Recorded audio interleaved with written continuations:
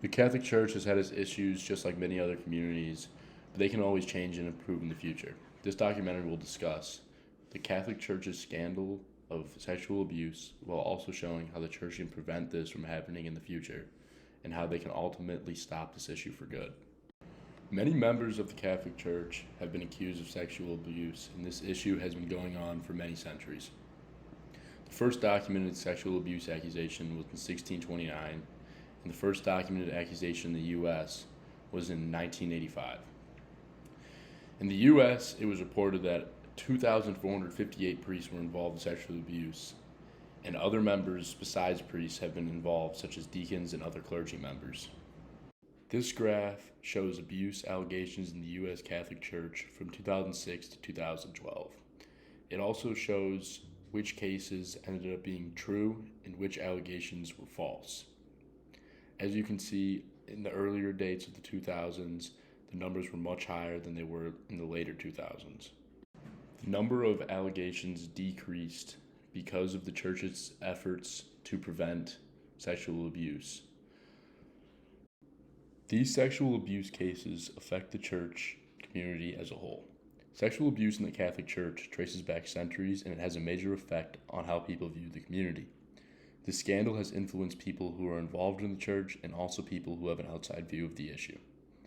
After learning about this issue, people's perspective on the church have changed, and to show the change in perspectives, I've interviewed two individuals, one who is a part of the church and the other who is not a part of the church.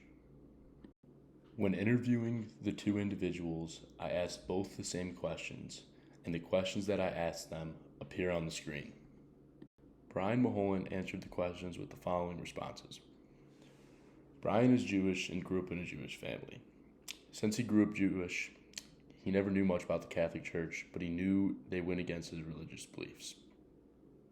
His thoughts on the scandal involved the Catholic Church is that it was wrong that the people with authority in the Catholic Church put people into these positions of power to be able to do these awful things. These scandals make him look down on the church and the people who are involved in this community. When interviewing Sean Brennan, he answered the questions with the following responses. Sean is a part of the Catholic Church, and he's been a part of the religion since he was a child. He agrees with the beliefs of the church, but he also thinks that the church is corrupt, which makes it challenging to fully support the Catholic Church. His thoughts on the scandal involved with the church is that it is embarrassing and it puts a bad light in the religion that he's a part of. These scandals make him question the people in the Catholic Church's authority, but it doesn't make him want to change his religious background. This interview shows how the scandals in the church has a negative effect on the perspectives of the people who are a part of the church. These scandals have many negative effects, but the church can prevent this from happening in the future. In the past, the Catholic Church has not taken enough action to prevent this issue from happening, but in recent years they have done more to stop this from happening again. One thing that the church has done to prevent this in the future is making new rules regarding sexual abuse. The new rules they have issued make abuse a criminal offense under Vatican law, meaning that if they are proven guilty of the accusations, they will be immediately excommunicated from the church and will then take on criminal offenses.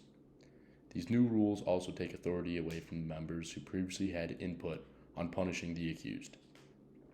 Another rule that has been recently enforced affects more than just clergy members. Any workers such as administrators now can also face punishment for being part of the crime, and anyone that is a part of the church can now be charged for failing to properly investigate the situation.